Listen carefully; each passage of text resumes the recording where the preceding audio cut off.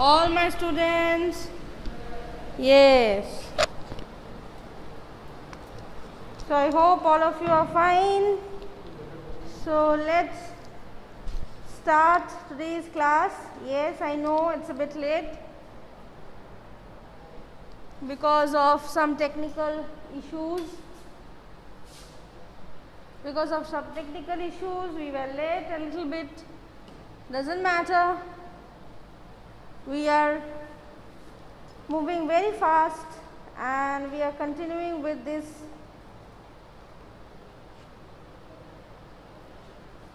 Renaissance and the changes which came to Europe during the 15th century.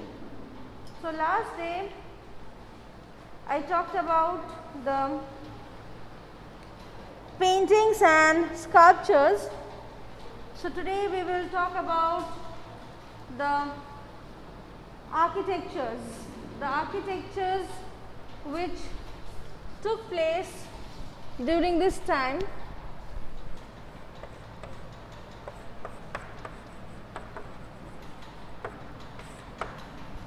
So the architectural style, the process, everything we will discuss today. Okay? How the architectural reformation, how the architectural transactions have been done, that I will discuss with you today. Okay. The city of Rome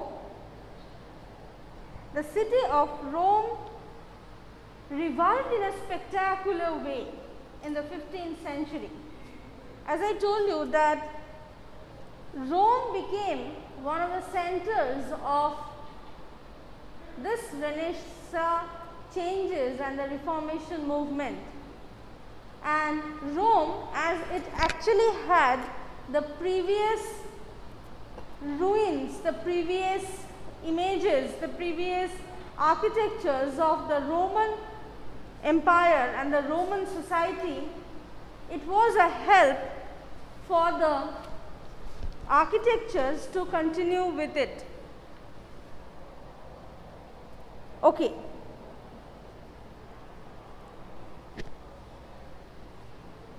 In Rome, the Pope was a very strong political figure, and there were fights between the popes, there were election campaigns between the popes and all. So the two rivalry between the popes led to the growth of architectural buildings in Rome.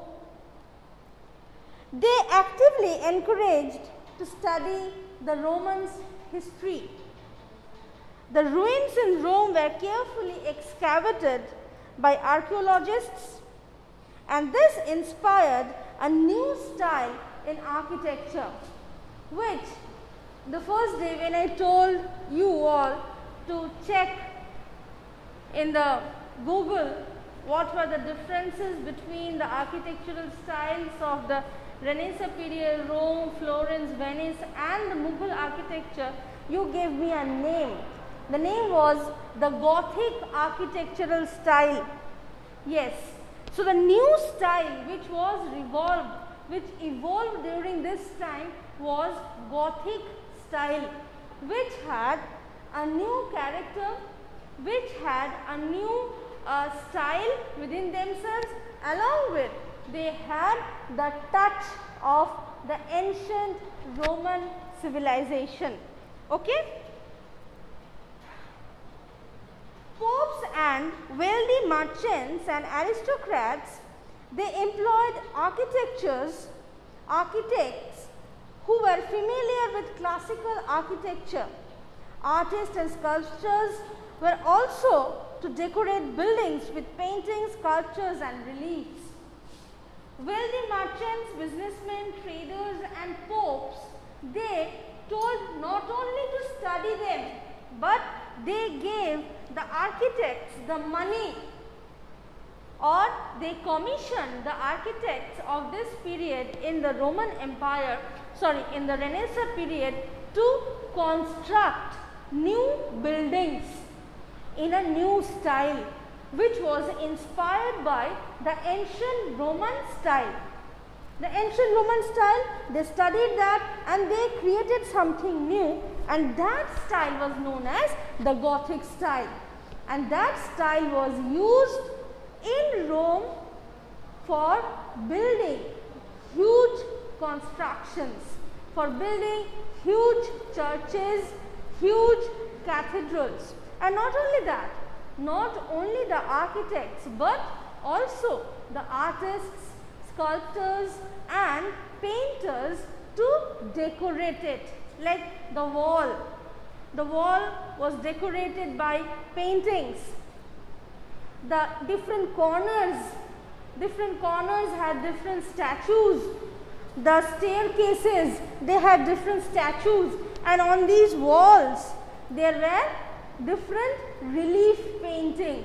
Relief is like that, if your wall is going on and it's a panel work, panel drawing is known as relief, where a huge part of the wall was used for painting. Mostly in churches, the stories of Bible were painted. Mostly in the reliefs, the Bible stories and some ornamental and geometric designs were painted. And one of the very big example was that the Sistine Chapel of Rome, Sistine Chapel of Venice, where you can see a huge Gothic structure from outside, and if you enter from the corner of the walls to the ceiling and then to the floor, you can see paintings which was painted single-handedly by the master Michelangelo. And there are more than 1,000 characters, big reliefs, important paintings, and mostly they are biblical. That means the stories from Bible. And Michelangelo, as I told you, that he painted it single-handedly. So after he painted that, he became blind actually. And these were the styles which was introduced in Rome during this time. Okay. Some individuals were also skilled equally as the painters. Most impressive example is Michelangelo Buonarroti, immortalized by the ceiling painted for the Pope in the Sistine Chapel, which I mentioned. The sculpture called the Pieta, which you have seen in page number 158, and his designs of the dome of St. Peter's Church. Filippo Brunelleschi, he was another architect who designed the spectacular Duomo of Florence. He started his career as a sculptor.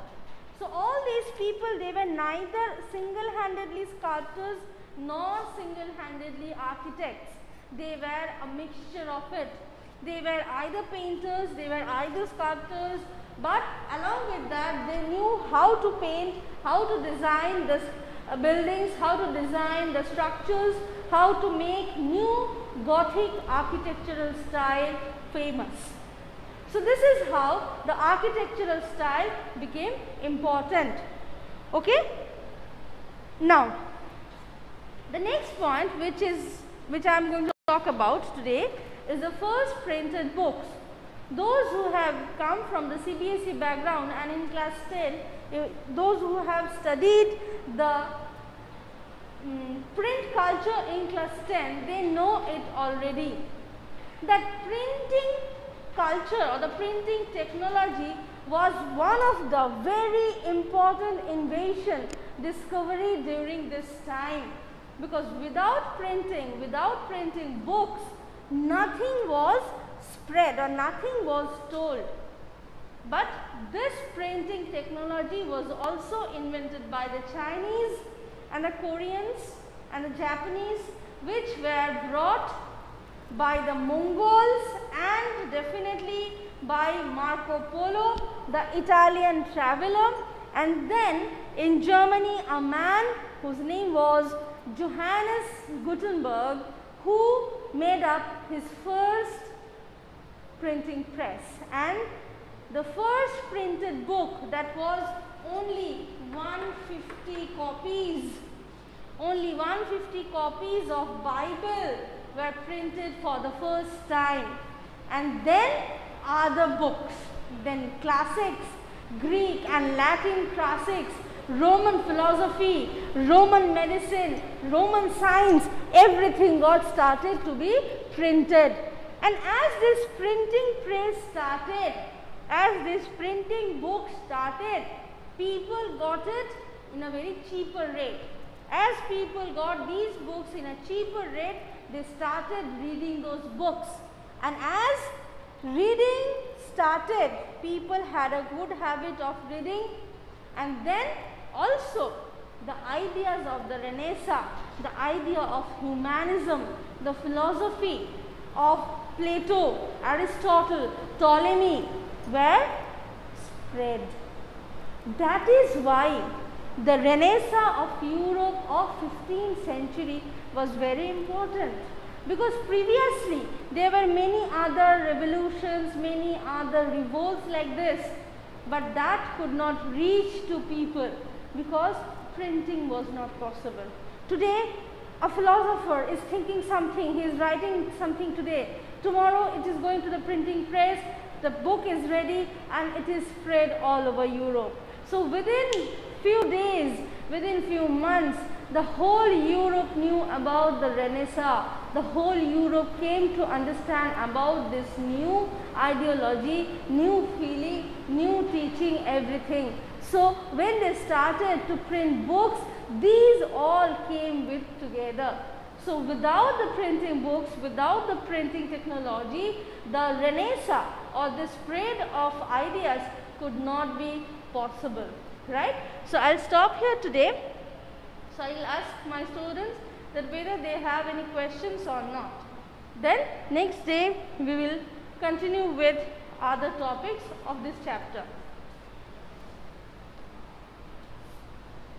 Shomshubra, you joined very early. Any questions? Any questions? Any doubts?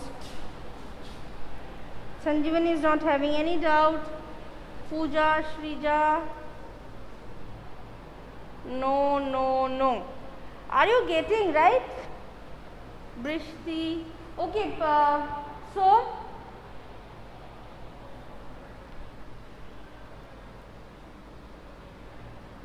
yesterday have I given any homework to you to Google something and check it?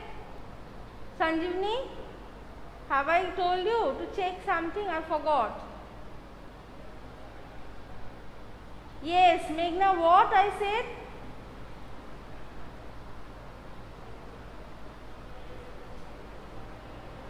Very good, Shomshubro.